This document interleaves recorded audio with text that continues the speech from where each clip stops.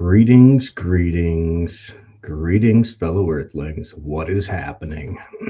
And another thing with Dave coming to you to talk about Robert F. Kennedy Jr. So, I was at a wedding over the weekend and people were talking politics. I didn't really want to get into politics, right? But I don't know, I guess I did. I slipped in, hey, Kennedy 2024. And one of them was like, he's an absolute wingnut. And the other's like, he's out of his mind. His own family doesn't even like him. Right. And so then I asked him, well, besides the vax thing, what else don't you like about him?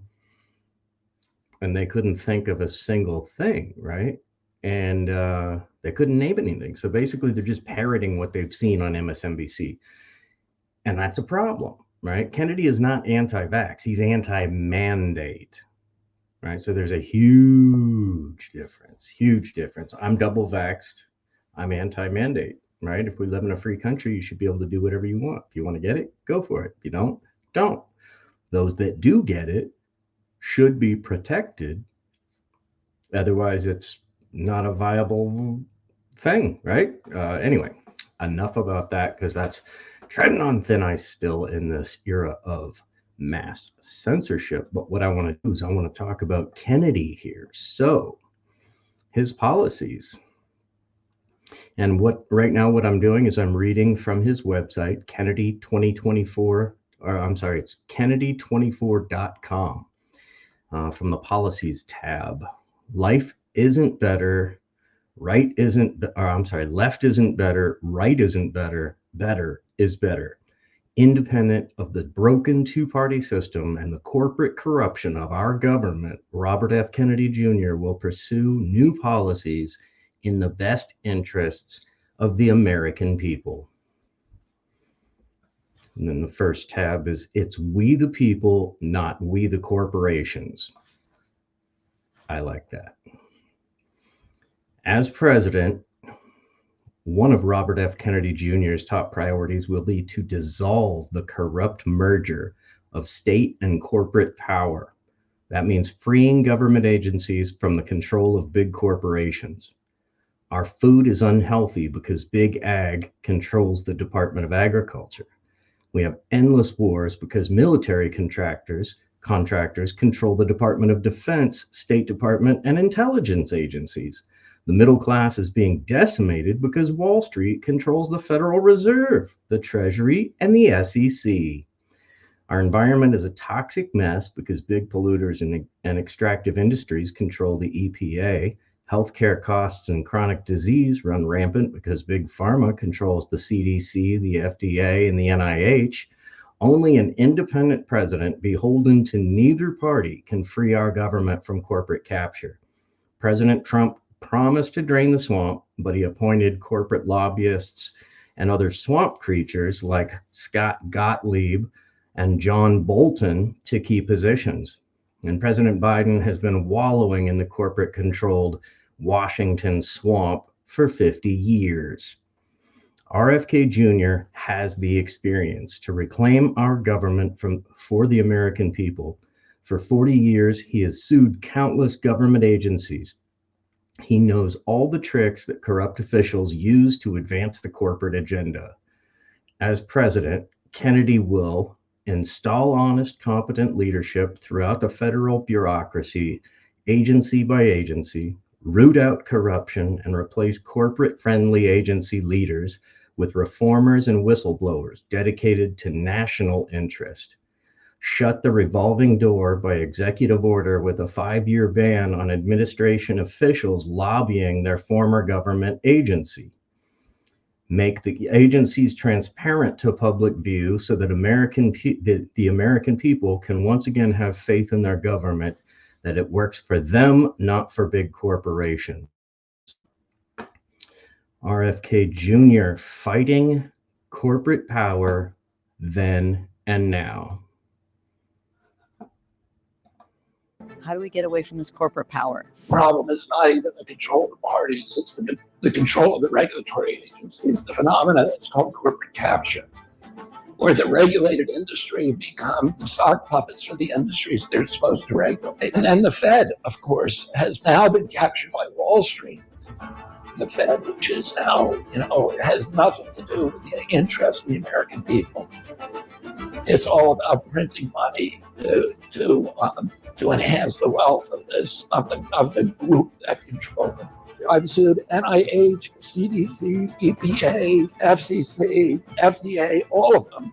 I've brought many suits against the Department of Agriculture. The USDA represents and promotes the interests of big factory farms, industrial agriculture, of big companies like Monsanto, Cargill, Tyson, Purdue, and the big petroleum fertilizer companies, in other words, the oil companies. And they really, USDA operates full-time to punish and destroy the small farmer in this country and to promote the mercantile interest of these big industrial agricultural interests. Americans can see the corruption, and we all have this feeling that this system has been rigged against the American middle class. They're strip mining the wealth from the American people and destroying the health of our children and causing this chronic disease epidemic that is the biggest blight on the American middle class in our country, and that it's being used to benefit this oligarchy, this new corporate kleptocracy.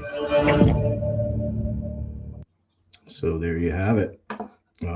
Pretty powerful. So he has successfully sued all these different government organizations, and all of them, the reason he's suing them is because they've all been captured by corporate interests, right?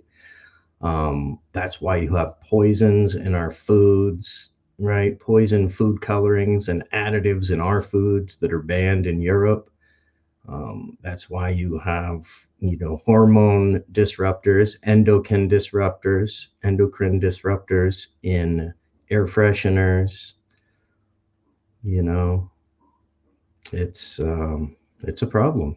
So there you go. He's willing to fight them head to head, and he knows their tricks from the courtroom and from years of experience of litigation.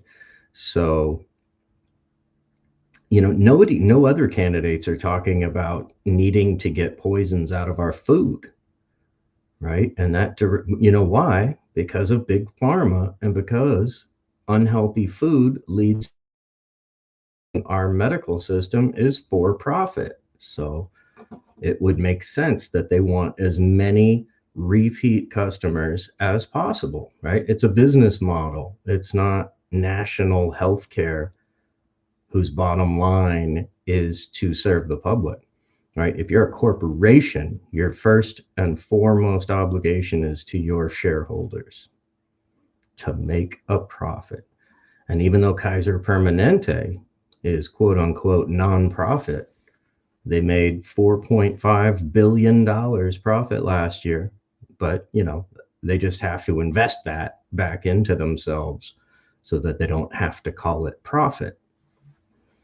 Anyway, here is another clip from RFK Jr. This one is called "Why Corporate Capture is the Biggest Threat to American Democracy." Let's go.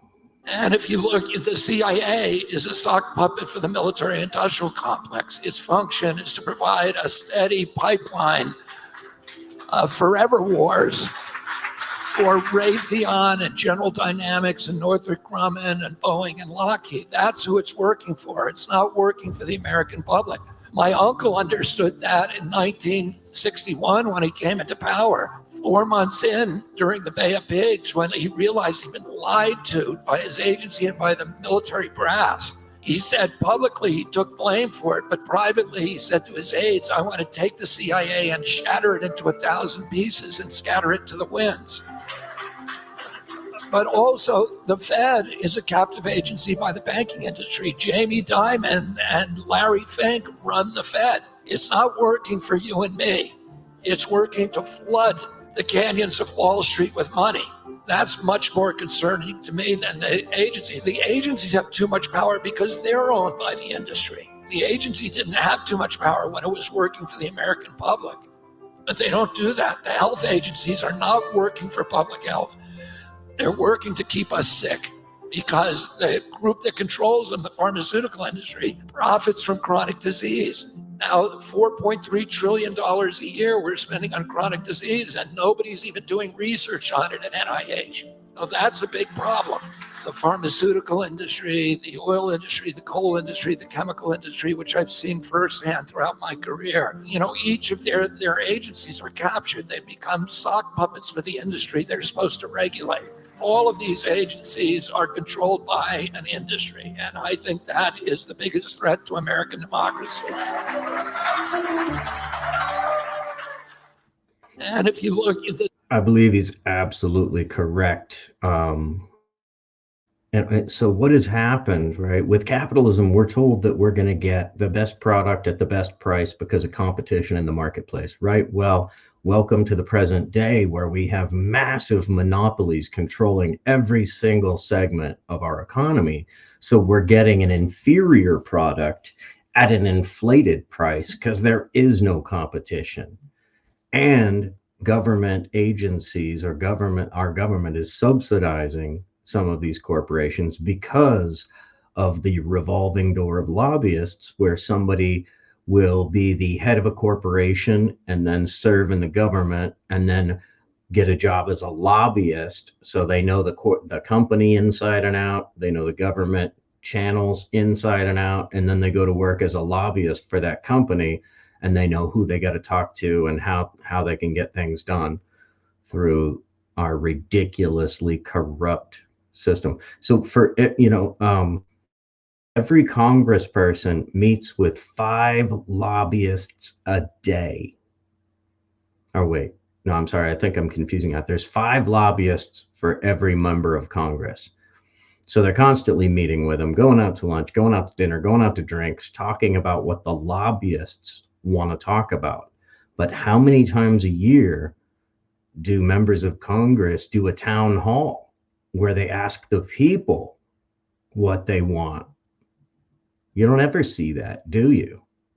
Doing a town hall. Usually when they do a town hall and they take somebody's opinion, they shush you and they quiet you. They kill your mic. Sometimes if you start talking anti-war, they'll send in the security guards and they'll carry you out, hog tie you and carry you out like they did Medea Benjamin one time of Code Pink when she was protesting the Iraq War. They hog-tied her and carried her out, hand by her elbows and her feet. Anyway, I digress. Suffice to say, our company's been taken over by corporations. We are run by corporate greed. The banking collapse and then subsequent bailout of 2008 was a perfect example of this. If we were operating under capitalism and the free market economy, those banks would have been left to fail, right? As the repercussions of bad business decisions, right? And letting them fail reduces what is called moral hazard, the likelihood that they will make these risky, bad decisions in the future, right? Moral hazard keeps you in check as a greedy psychopath, apparently. So by bailing these banks out, we have removed the moral hazard. There's no consequence for bad, self-interested, greedy decisions that run contrary to what's best for the people and are only stuffing the pockets of the few. So, yeah. So that is one of the biggest problems, right? Citizens United allowed these corporations to donate unlimited amounts of money to politicians. So we legalized bribery. So, I mean, that was the final nail in the coffin of corporate hegemony, really. So we've become basically an oligarchy where the heads of massive corporations, international conglomerates, not even necessarily American citizens, are deciding the course of our country based on what's good for their pocketbook, or in some cases, with a few psychopaths, what they think is best for the human race over the next 100 years. So these are the kind of crazy psychopaths that we've been dealing with. I'm 56. We've been dealing with these my whole life. You know, I was born in 67. Kennedy was assassinated in 63. And I think his brother in 68. So ever since then, it's been a downhill slide, right? All of the leaders of the people have been either jailed on trumped up charges, pun intended, or outright assassinated. You know, Judy Berry from Earth First. There was a pipe bomb planted under the seat of her car that went off and critically injured her. And then the FBI arrested her for transporting a pipe bomb. Sounds like they're the ones that might have put it there, huh?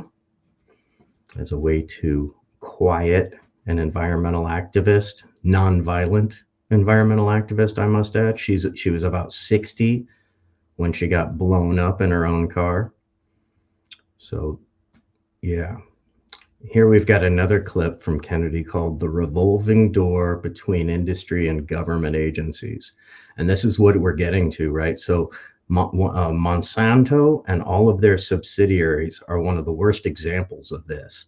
And a prime example is Donald Rumsfeld. That's right, no other than the Pentagon can account for $2.3 trillion. That Donald Rumsfeld, yeah. The guy that announced right before 9/11, the Pentagon couldn't account for $2.3 trillion. The day before, September 10th. Then the next day, the part of the Pentagon that's investigating that happens to get hit. Interesting. But anyway, I digress. Before getting his government position, Donald Rumsfeld was the head of the Searle Corporation, SEARL. I don't think there's an E on the end. And that's a subsidiary of Monsanto's. Now, the Searle Corporation makes aspartame, right? And Donald Rumsfeld wanted to get aspartame into food. And it was banned from food because it's a poison, right? It causes brain hemorrhaging.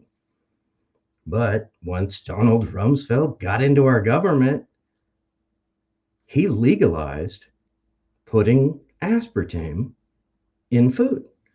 So if you look at the microscopic print on a pack of sugar-free gum, which is so small that you can't read it on purpose, it's got aspartame in it. Could cause brain lesions. Diet soda, aspartame. Believable. It is absolutely unbelievable.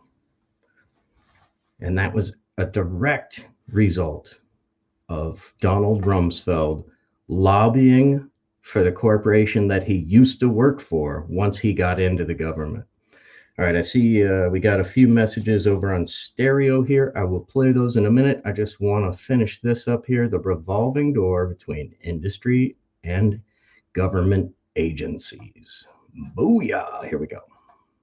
One of the principal themes of my campaign is ending the corrupt merger of state and corporate power, which has turned many of the regulatory agencies into predators against the American public and against the principles of our country. I'll just give you a quick example. The USDA was created to foster and protect family farmers in this country and to protect the integrity of our food supply. The USDA is now the instrument for the monopoly takeover of American farming by these large corporations. Is a threat not only to the middle class, to our food supply or food safety, but also ultimately democracy. How do you unravel corporate capture at these agencies? I know how to do it. I know how to reorganize those agencies to end the revolving doors, to end these financial entanglements with the industries they're supposed to regulate. And in many cases, I know the specific individuals in those agencies who need to be moved out. And that's why I'm in better shape than anybody else to get the kind of reforms that the American people want.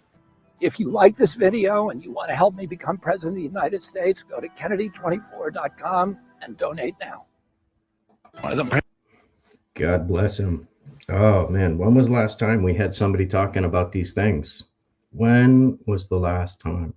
He knows the people that need to be removed because he's been fighting them in court for years, decades, right? So of course, MSNBC is going to say this guy's a wingnut, right? Because he's going to sue the FDA, USDA, the NIH, might break up the CIA, all these things. Are you kidding me? Do you know how big those agencies are? Do you know how corrupted those agencies are? Do you know how bad the heads of those agencies want those agencies to keep continuing? Yeah. So this is powerful stuff. Anyway, let's get